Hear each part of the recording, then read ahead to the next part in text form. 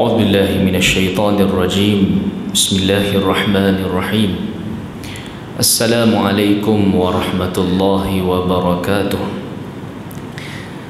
إن الحمد لله نحمده ونستعينه ونستغفره ونعوذ بالله من شرور أنفسنا ومن سيئات أعمالنا من يهده الله فلا مضل له ومن يضلله فلا هادي له أشهد أن لا إله إلا الله وحده لا شريك له وأشهد أن محمدا عبده ورسوله اللهم صل وسلم على محمد وعلى آله وأصحابه ومن تبعهم بإحسان إلى يوم الدين اللهم اجعلنا ممن يصوم رمضان إيمانا واحتسابا غفر له ما تقدم من ذنبه.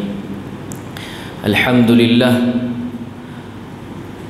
tamu dan selama-lamanya wajib ke atas diri kita secara zahir dan batin tuan-tuan mengucapkan kata syukur pada Allah Azza wa Jal. Dengan limpah dan inayah Allah Subhanahu wa taala dapat lagi kita meneruskan sisa-sisa kehidupan. Dapat lagi kita meneruskan ibadah yang Allah Taala khususkan pada kita pada bulan yang mulia, bulan Ramadan. Hari ini dah masuk kepada hari yang ke-18 kita berpuasa. Jadi secara mudah untuk difahami pada akal kita yang terhad ini, bila dah tempuh satu tempoh yang melangkau daripada separuh ni kita duk rasa macam banyak dah kan. Kalau minum air separuh gelas tu maknanya boleh, bukan setakat boleh hilangkan dahaga, tapi dah boleh kenyang dah. Perut kita pun tak berapa nak selesa dah. Makan pula separuh, beli ayam seekor, makan separuh ayam, maknanya kita dah melebihi daripada had kekenyangan ataupun yang sepatutnya. Begitu juga dengan bulan Ramadan, bila tempuh sahaja separuh dah nak habis dah pun, nak sampai kepada titik 2/3 ini dan nak berlalu dah 2/3 Ramadan, maka ia bukanlah satu tempoh yang agak singkat. Ia adalah satu tempoh yang lama, satu tempoh yang panjang, yang mana Allah telah perjalankan kepada kita satu hadiah dia yang mahal, dan sekiranya kita tidak memanfaatkan hadiah yang mahal ini secara yang sepatutnya, maka amat rugi kita. Seperti mana kita dapat satu perkara yang berharga, dapat duit 200,000, 300,000, tapi tak tahu nak buat apa kan. Katalah baru pencen ataupun baru dapat hadiah dan sebagainya, kita tak tahu nak laburkan duit tu ke mana, nak pergi haji ke, nak beli kereta ke, nak bantu anak sekolah ke apa ke, tak tahu. Hilang perjalanan dan perancangan, maka rugi kita. Maka daripada sekarang ni tuan-tuan, di samping kita memperkasakan, memperhebatkan lagi ibadah, perlu juga untuk kita memperkasakan dan memperhebatkan juga agenda-agenda yang akan datang, yang mana kita tahu masing-masing kita ada 24 jam sahaja sehari. Tidak ada orang yang ada 24 jam 1 saat, 24 jam 1 minit. Semua ada 24 jam. Bagaimana kita nak manfaatkan 24 jam kita lebih hebat berbanding dengan orang-orang lain yang juga mempunyai 24 jam. Orang lain boleh buat dalam masa 7 minit, 10 minit baca setengah juzuk Al-Quran. Mungkin kita perhebatkan 7 minit, 10 minit tadi boleh baca, boleh tadabbur, boleh terjemah, boleh juga untuk kita bertadarus Al-Quran. Dalam satu masa kita kumpulkan beberapa agenda tersebut, dan kita insya-Allah menjadi orang-orang yang hebat berbanding dengan orang yang telah dihebatkan oleh Allah Azza wa Jalla. Begitu yang ditonjolkan oleh para salafun as-salih. Tak peliklah tuan-tuan bagaimana Imam Syafi'i rahimahullah setiap 2 malam boleh khatam Al-Quran. Tak peliklah Imam Ibrahim An-Nakhai boleh mengkhatamkan seminggu, setiap seminggu khatam sekali Al-Quran. Sebab mereka memperhebatkan masa. Jadi nak memperhebatkan masa tuan-tuan, kita kena tackle, kita kena mengagendakan dia. Seperti mana kita mengagendakan program-program penting melibatkan Duli Yang Maha Mulia, Duli Yang Teramat Mulia Tuanku. Kita buat agenda tentatif, satu persatu kita karang, hantar pula ke pejabat tuanku, approve ataupun tidak. Kan? Di peringkat masjid berkali-kali mesyuarat supaya program ni berjalan dengan lancar. Begitu juga atas diri kita ni Ramadan, program ni biar lancar atas diri kita. Apa yang kita nak, bukan sekadar kita nak puasa beli pergi bazar Ramadan, tidak. Tapi kita nak juga apa yang luar biasa yang kita belum lagi dapat sebelum daripada ini. 20 tahun, 30 tahun kita berpuasa, 15 tahun berpuasa, tak pernah dapat lagi benda ni. Biasa duk baca Quran sahaja. Kali ni rasa macam nak baca terjemahan pula. Jadi benda tu. Kalau ada benda tu tuan-tuan, maka makin manislah Ramadan kita yang bakal nak melabuhkan tirai tak berapa hari lagi ni, insya-Allah. Hari ni tuan-tuan, mengikut jadualnya kita dalam rangka untuk mentadabbur ataupun kita menelusuri ayat surah Al-Kahfi. Saya lebih selesa untuk guna istilah kita menelusuri sahajalah. Tadabbur ni konsepnya tuan-tuan, dia tak sampai pada tahap kita, ataupun tak sampai pada tahap seperti mana kita ada duduk sini lah. Kan? Quran ni bila kita nak baca, nak hayati dia ada beberapa peringkat. Pertama mesti kena baca lah. Kan? Yang kedua mesti kita kena faham dengan terjemahan. Yang ketiga mesti kena faham dengan penafsiran. Lain pula terjemah dengan tafsir. Kita gaul belaka majlis tafsir, majlis terjemah Al-Quran, majlis tadabbur, gaul belaka kita. Kan? Tapi dia ada beza. Tafsir lain, terjemahan lain. Dan yang keempat mesti kena ada tadabbur. Tadabbur ni kita letak, angkat diri kita seketui ni, letak di atas ayat Al-Quran tu. Contoh, tuan-tuan baca ayat wa aqimus salah wa atuz zakah warka'u ma'ar raki'in. Contoh, dirikanlah salat, Allah Ta'ala kata. Kan? Maka kita timbang ada, alhamdulillah 5 kali sehari, 5 waktu sehari, alhamdulillah selesai. Wa atuz zakah, fitrah tahun ni pun dah selesai dah. Zakat harta tahun ni pun alhamdulillah dah selesai dengan Baitul Mal dah semua, kan? Dan juga sedekah-sedekah yang sunat, sedekah yang harus semua dah diselesaikan, alhamdulillah. Warka'u ma'ar raki'in, dah berrukuklah bersama dengan orang yang rukuk. Yang ni mungkin tak selesai lagi. Kan? Ada waktu-waktu rasa penting juga semayang ataupun berrukuk bersama dengan orang rukuk ni. Apa makna dia? Kita semayang berjemaah. Maka ini tadabbur. Kita letak diri kita di atas ayat-ayat yang kita baca tadi. Dan kita mengekori satu persatu ayat yang Allah Ta'ala kehendaki ke atas diri kita. Jadi pada tengah hari yang mulia ni kita hanya menelusuri sahaja ayat daripada surah Al-Kahfi, insya-Allah. Daripada ayat yang ke-29 Allah Ta'ala berfirman, wa qulil haqqu mir rabbikum faman syaa'a falyu'min wa man syaa'a falyakfur inna a'tadna lidh-dhalimina naran ahata bihim suradiquha wa in yastaghithu yughathu bima'in kalmuhli yashwil wujuh bi'sasy syarabu wa sa'at murtafaqah. Tuan-tuan puan-puan ada telefon pintar, ada smartphone, boleh tengok Al-Quran, ada mushaf di tepi, boleh ambil sama-sama kita baca.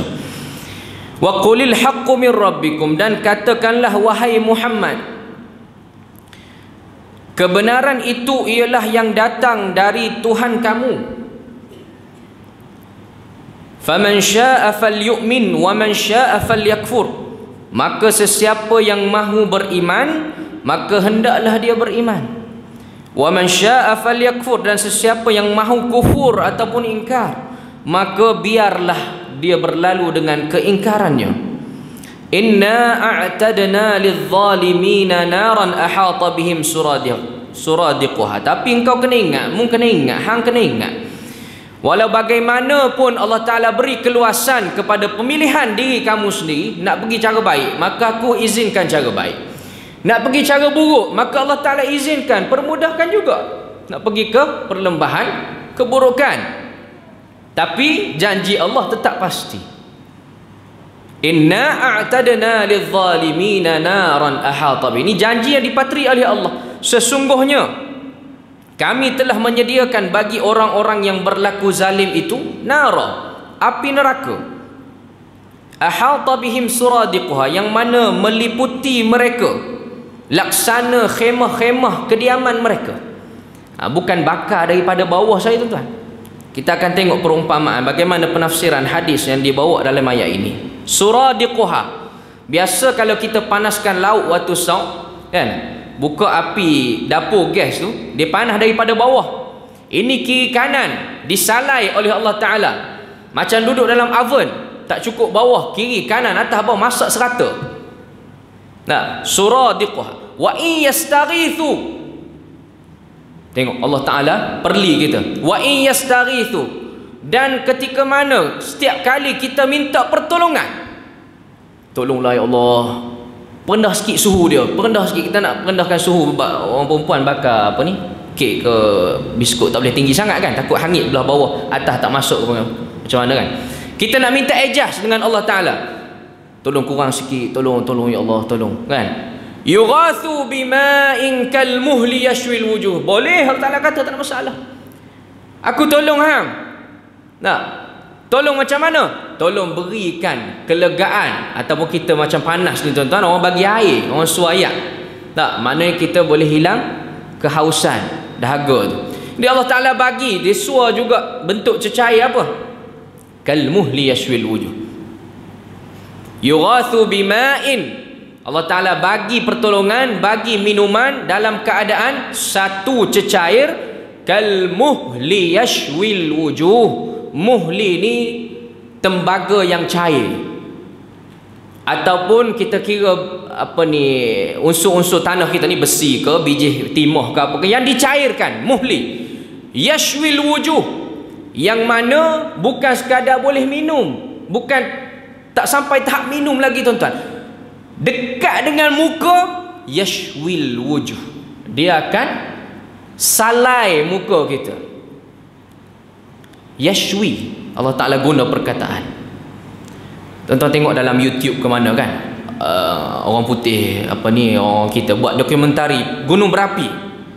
Bila lava dia meletus tu, apa ni, keluar daripada perut bumi tu kan, cecair, batu yang cair, batu tu yang cair. Tak ada siapa pun boleh masuk dekat tanpa memakai apa ni, safety guard dan sebagainya. Walaupun pakai safety guard, tak ada siapa pun boleh pegang, kecuali guna dia punya alat besi ke apa ke, itu pun memudaratkan.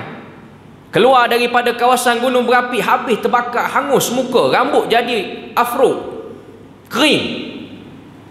Apatah lagi pertolongan yang Allah Ta'ala perli kepada ahli neraka tadi.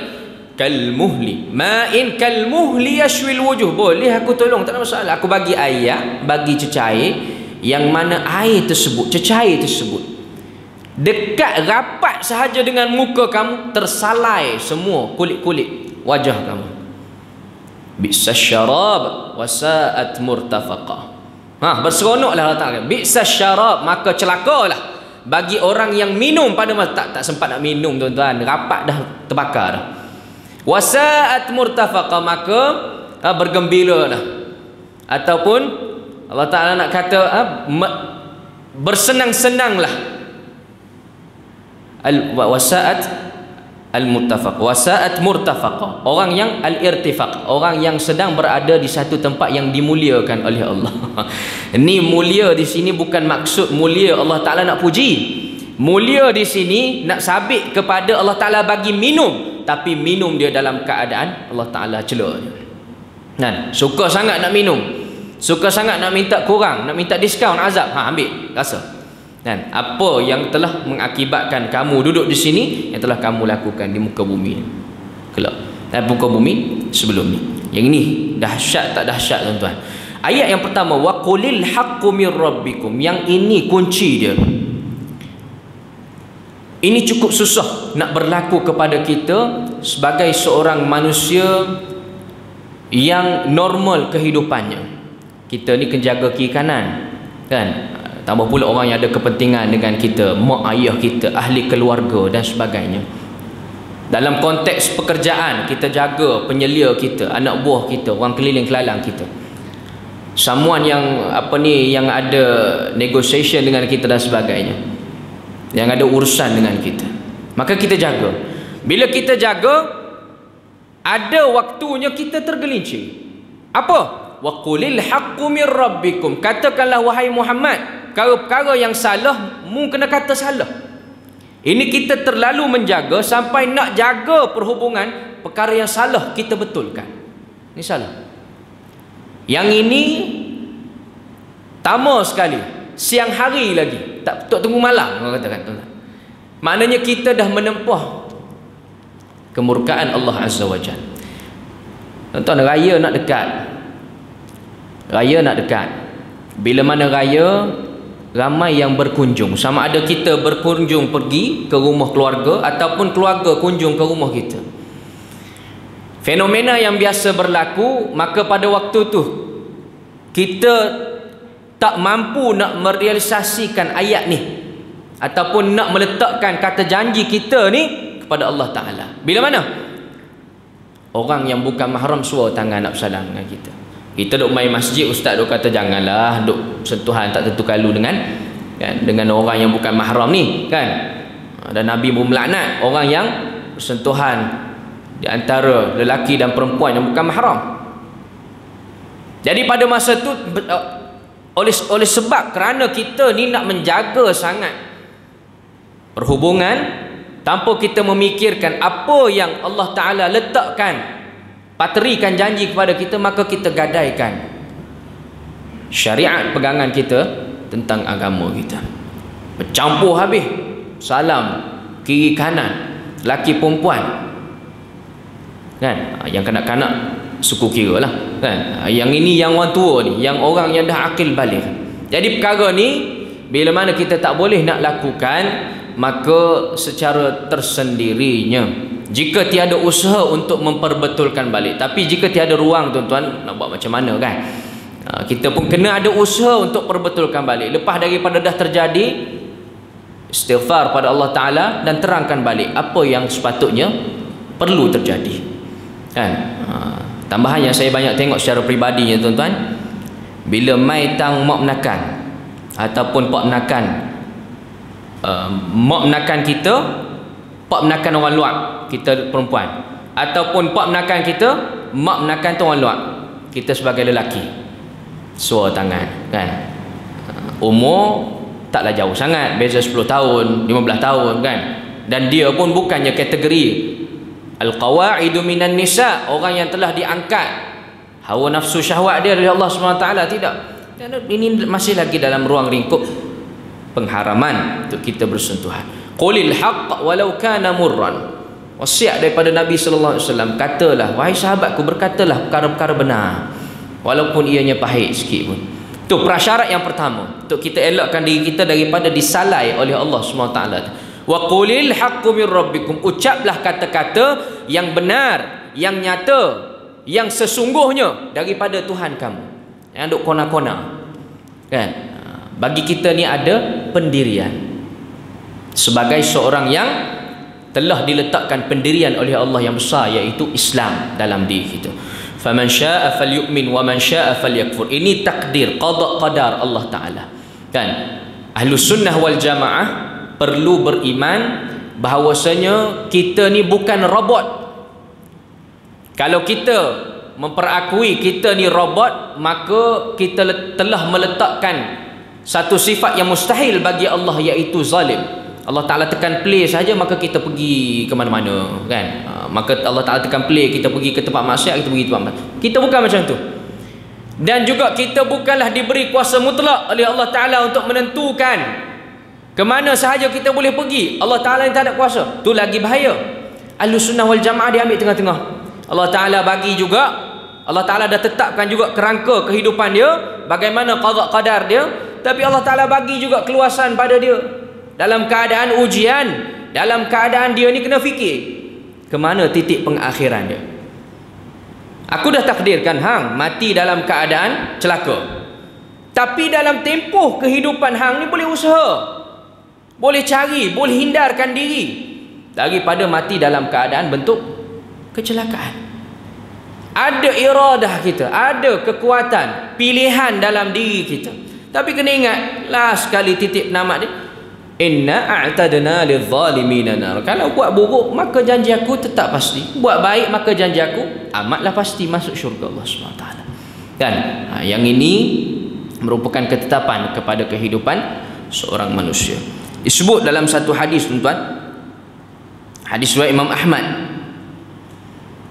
daripada Abu Sa'id Al-Khudri daripada Rasulullah sallallahu alaihi wasallam annahu qala, bahwasanya Nabi sallallahu alaihi wasallam telah berkata, li suradiqun nari, dalam suradiq kita kata api yang menyeliputi seperti khemah ataupun kediaman seseorang tadi tu yang membakar kita, kiri kanan membakar tadi kan.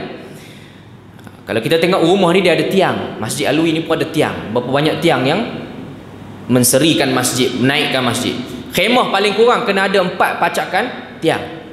Maka diambil perumpamaan khemah tadi ni, suradiqun nar, 4 pasakan tiang tu, di antara satu ke satu tiang arba'atu judur, ada 4 sisi dinding. Ni perumpamaan mudah yang nak dibawa oleh Nabi sallallahu alaihi wasallam, disebut pada Abu Sa'id Al-Khudri. Kathafatu kulli jidarin, luasnya, bukaannya satu persatu sisi dinding tadi, masafata arba'ina sana, perjalanan 40 hari. Hadis riwayat Ahmad. Hadis ni dalam kategori hadis hasan. Tuan-tuan, rumah kita, ambil rumah teres, bukaan 20, 22, paling panjang 25, tak ada panjang lagi lah kan, standard 22 sekarang ni. Belakang tarik 70, 75. Tuan-tuan, kalau kena musim panas, musim harum manis, tak duduk dalam rumah kita kan. Start kereta, buka aircon. Tu pun kalau rumah tak ada aircon lah. Kalau rumah ada aircon, masuk bilik, buka aircon, tutup pintu, tutup langsir sebab nak kesejukan. Itu rumah yang 1000 square feet, 1200 square feet, 1400 square feet. Ini tuan-tuan, setiap dinding tu 40 tahun perjalanan yang memagari kita, yang menyeliputi kita, membakar atas bawah kiri kanan. Ini orang yang tidak mampu nak menuturkan perkara yang benar walaupun dia tahu perkara itu benar. Jadi tuan-tuan, untuk peringatan kita bersama, bulan puasa mungkin kurang kan, yang mana tidak bergiat sangat, contohnya dalam urusan jual beli, urusan di pejabat dan sebagainya. Yang benar maka kita katakan benar, yang salah maka kita katakan salah. Itu di pejabat. Tapi bila keluar saja daripada bulan Ramadan, tenaga pun dah ada, akal pun dah panjang, maka pada masa tu perlu 10 langkah, 20 langkah lebih berjaga-jaga untuk kita perkatakan benda yang benar sekiranya benar, benda yang salah untuk kita salahkan sekiranya memang benar, ianya adalah salah di sisi syarak Allah Azza wa Jalla. Tuan yang dimuliakan oleh Allah Subhanahu wa taala, dalam kehidupan kita, di samping kita membaca ayat-ayat Allah yang menghidangkan kita keseronokan, menghidangkan kita kelazatan dalam berpuasa sebagai contoh, contohnya gandaan orang yang berpuasa tidak diambil kira oleh Allah Ta'ala, ikut pandai dia lah nak bagi berapa. Saranan juga daripada Nabi SAW untuk kita baca nas, hadis-hadis, ayat-ayat Al-Quran yang mana bersabitan dengan perkara-perkara ancaman bagi orang yang melakukan kebaikan. Ingat, orang buat baik ni semua baik ke? Tidak juga kan. Orang buat baik ni ada di pertengahan jalan dia, ada yang Nabi SAW mengancam orang yang buat baik itu. Dan di antara yang disebut oleh Nabi SAW, man lam yada' qawla az-zur wal 'amala bih falaysa lillahi hajatan fi an yada'a ta'amahu wa syarabah. Barang siapa yang tidak meninggalkan perkataan dusta, nista, perkataan-perkataan bohong, perkataan-perkataan lucah, perkataan-perkataan yang mempelagakan di antara satu sama lain, berkelahi setiap masa, falaysa lillahi hajatan fi an yada'a ta'amahu wa syarabahu wal iyadu billah. Puasa elok, semayang elok, tarawih dia paling lewat sekali bangkit, tapi oleh kerana tak jaga mulut, Allah Ta'ala tidak pandang sikit pun apa yang dia puasa, apa yang dia tahan lapar, apa yang dia tahan dahaga, apa yang diikat seketat-ketatnya seluar, tak bagi terlucut daripada zina dan sebagainya. Allah Ta'ala tak pandang sikit pun. Fi ayyada'a ta'ama wa syarabah. Pendek kata, Allah Ta'ala lipat fail tu, digumpalnya, dicampaknya fail puasa kita. Wal'iyadzubillah, mudah-mudahan kongsian pada hari ini tuan-tuan sikit sebanyak boleh beri manfaat kepada kita. Dua perkara saya sebut, pertamanya kita sebut berkenaan surah Al-Kahfi, yang kedua ancaman bagi orang yang berpuasa. Mudah-mudahan Allah Ta'ala terima amalan kita sehingga ke garisan penamat bulan Ramadan. Allah Ta'ala tinggalkan kesan kepada kita selepas daripada bulan Ramadan. Qul qawli hadza wa astaghfirullahal azim li wa lakum. Wassalamualaikum warahmatullahi wabarakatuh.